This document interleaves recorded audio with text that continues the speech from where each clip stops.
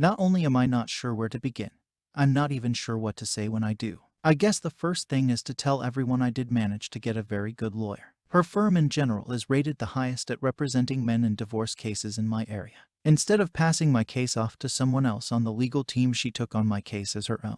Everyone at the firm has been kind and supportive. I can tell they don't just care about getting their retainer and payoff. Nadia, my lawyer, has done everything she can to help me with my well-being and sanity. After agreeing to take my case, we went over the usual forms I needed to fill out. I listed property and all bank account info as well as ballpark estimates of what Mary and I make income-wise. After explaining about the wreck and what I saw just before it happened, she asked if I'd had an STD panel. I explained that I had, and everything had come back clean. She then asked if I had documented the infidelity with pictures or video. I told her I hadn't been thinking rationally enough at the moment to do that. She phoned a pie her firm uses and set up a meeting between he and I the next day.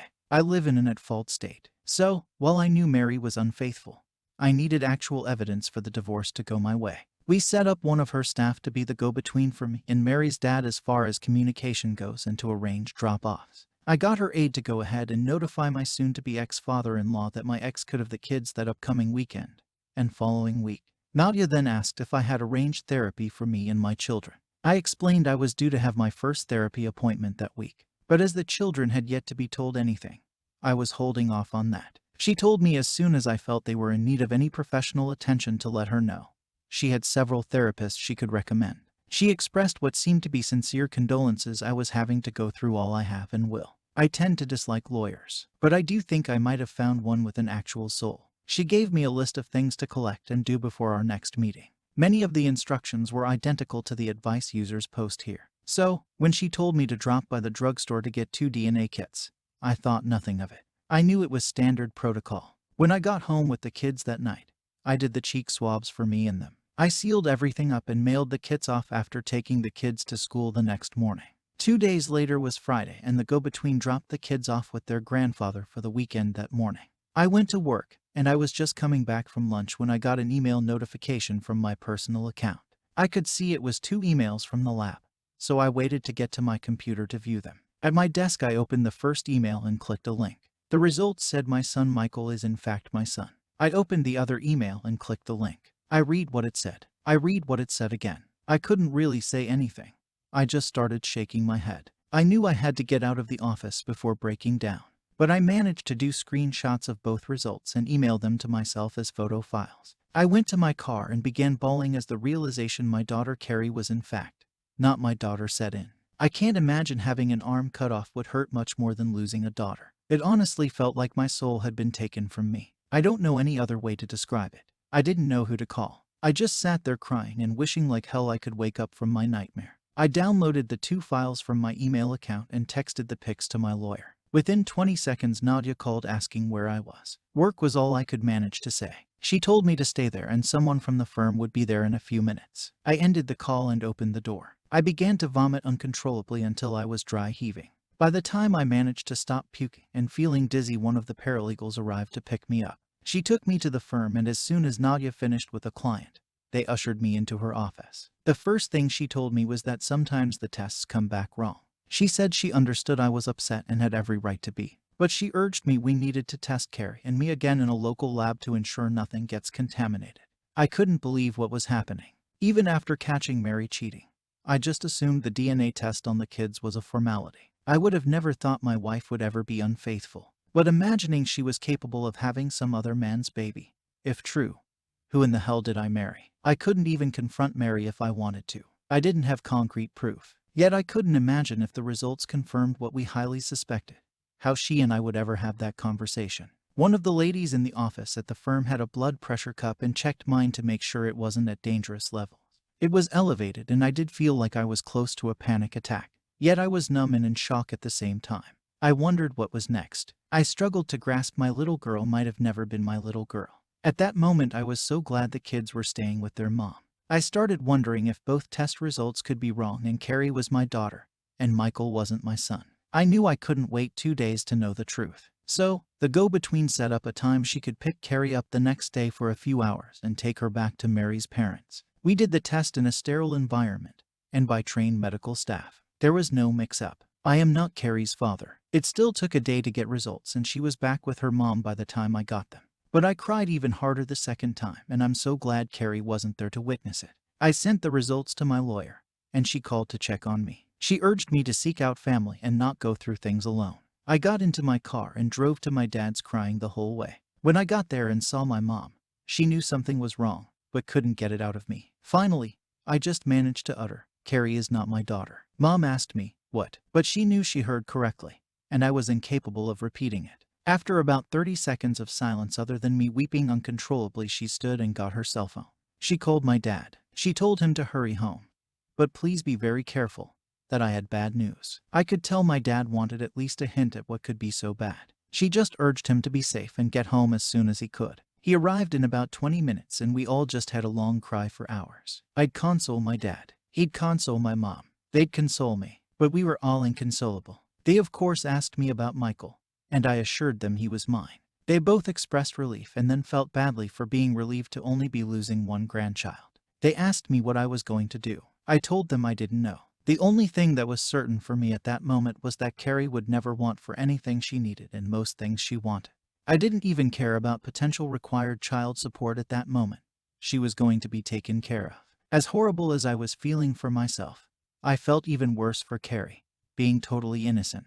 Did I want custody of her? Could I get custody of Carrie even if I wanted it? I began to wonder if Mary knew or suspected. I suddenly wanted some damn answers. I met with Nadia after work Monday, and she told me she'd met with the private detective hired to follow Mary. Due to the wreck, she hadn't been out of the house to cheat anymore. So, I wasn't surprised he didn't have recent evidence. But one of the things Nadia had me bring was Mary's old cell phone from out of a drawer at home. He was able to get in and access nearly every app as if he were on her destroyed phone. He found nudes sent and received to and from various guys. Tons of messages and sexting with enough admission of guilt in them to sway any judge. I was asked if I wanted to see any of the pictures or read the text. I declined. But Nadia and I did need to plan how I was going to confront Mary about Carrie. She thought it best to do it in her office if Mary could be talked into it. She called Mary's mom's cell in front of me. I heard Mary's voice for the first time since I left the hospital. Nadia got straight to the point and told her she needed to meet with me to explain a few things. My ex declared she'd been waiting and wanting to talk. She was asked if her lawyer could be contacted. Mary said she didn't have one but said she was willing to come the next afternoon to talk.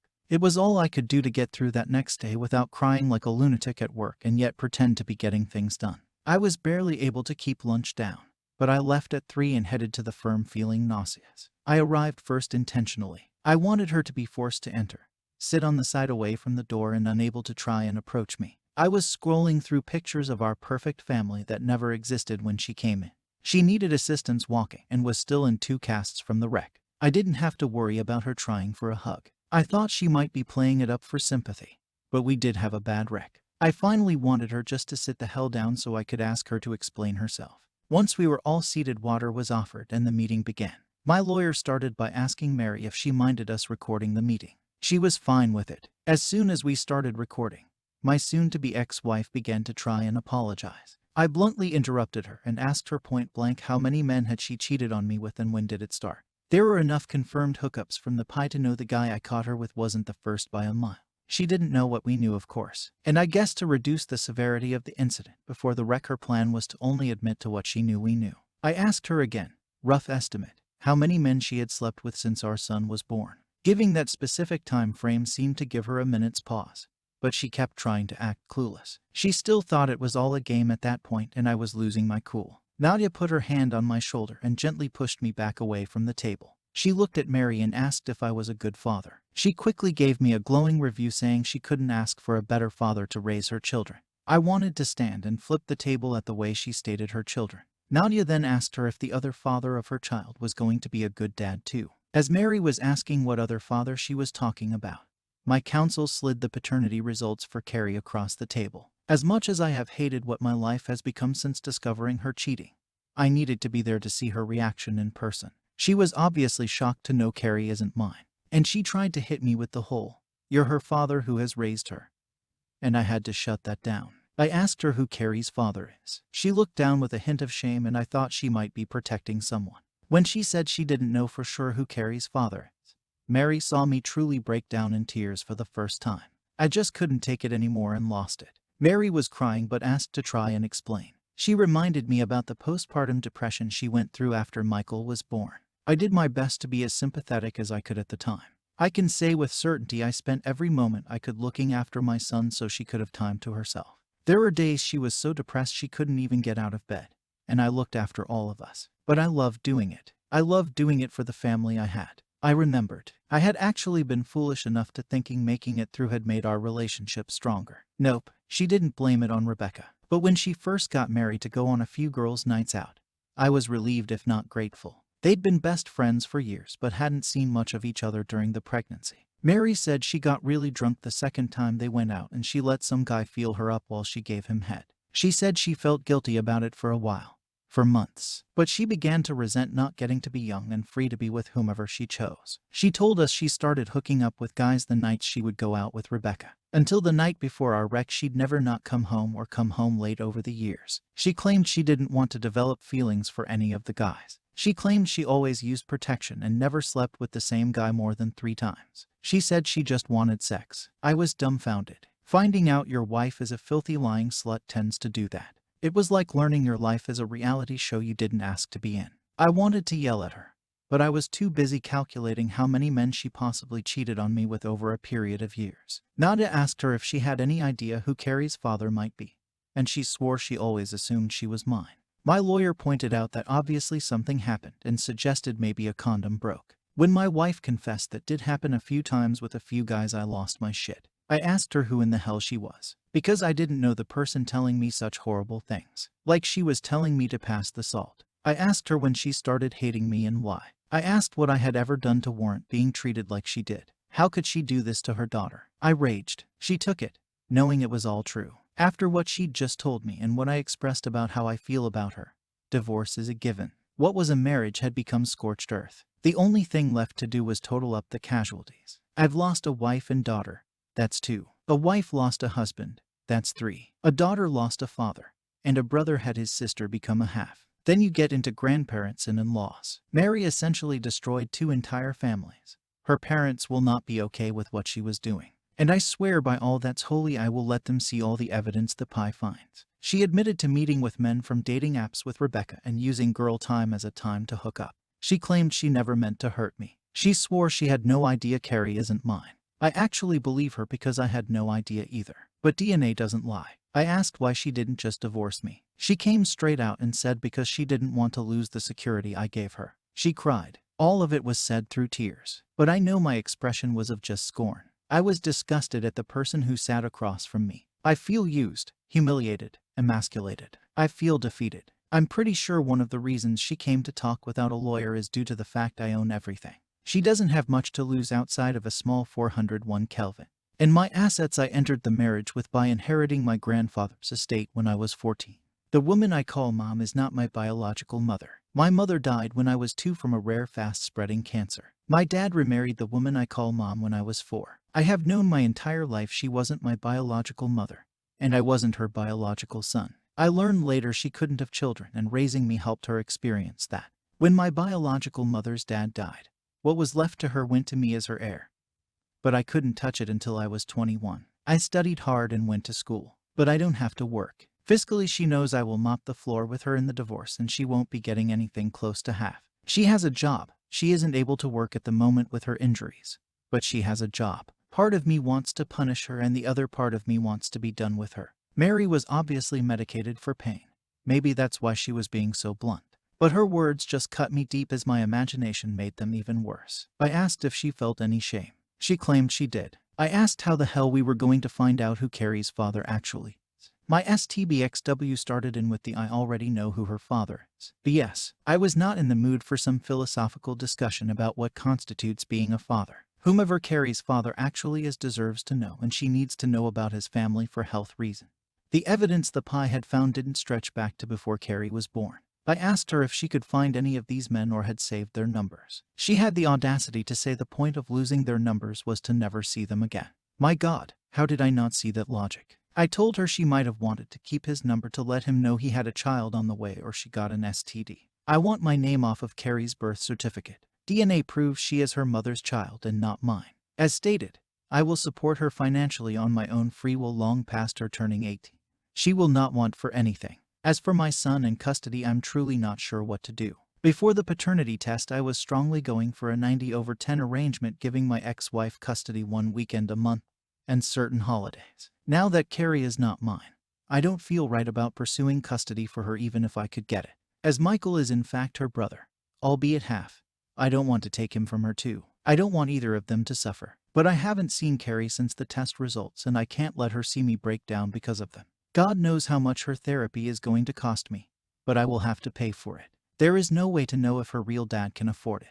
And my own therapy will be enough to pay for some shrink's new beach house. Driving home after the meeting, a huge part of me just wanted to end it all. It seemed like the most beneficial solution for everyone but me. Both families could go on pretending about paternity. My ex could whore around openly while spending my grandfather's money. And the kids wouldn't have to deal with any broken marriage or failed relationships. But by the time I got home, I said, fuck that. Nadia is drawing up divorce papers and legal paperwork to have me declared not Carrie's father. That will make things take much longer. But I do not want any legal grounds that can force me to interact, pay for, or deal with offspring that are not mine. The legal team is doing research for ways to find out who Carrie's father is. Many of the ancestry sites suggest potential relatives when results come back. Right now, that's our first plan of action. Even if the results don't come back pointing to a certain individual, they might point to a brother, cousin, or another relative. Whomever the guy is, he may not be ready to accept a child he didn't know about. It could cause some anxiety in his life, but I doubt it will be nearly the terror I felt losing my daughter forever because she never existed. Everything is just so screwed up at the moment. Nothing is stable. Chaos is a daily burden at this point. The kids come back to the house Sunday afternoon. I've never wanted to not see them before, but I know many inevitabilities will happen I cannot be prepared for. When she sees me and wants to hug her daddy, I'm not even sure how I'll react. Hug her and cry like a baby knowing she has not ever been truly mine. Tell her I'm not the person she's looking for. I don't have it in me to be mean to her, but my heart is broken. Like there is nobody to take this out on, even Mary. Because nothing I could do outside of murder would equal the betrayal she has done to me. That scale will never be balanced. She used me and spit me out. She deserves to rot in hell for her promiscuous lying ways. I'm destroyed and everything I used to love is too. I will win the divorce. Nadia and company will make it the most lopsided division of assets in the history of divorce. But Mary reduced or removed the value of so much for me it feels like she's already won. Again, to hell with her. I'm left with a son she will try and use against me and manipulate. Some people really are so horrible they deserve to be put down like an animal. I made the stupid decision to have a child with one. I just know now I'm not the only stupid.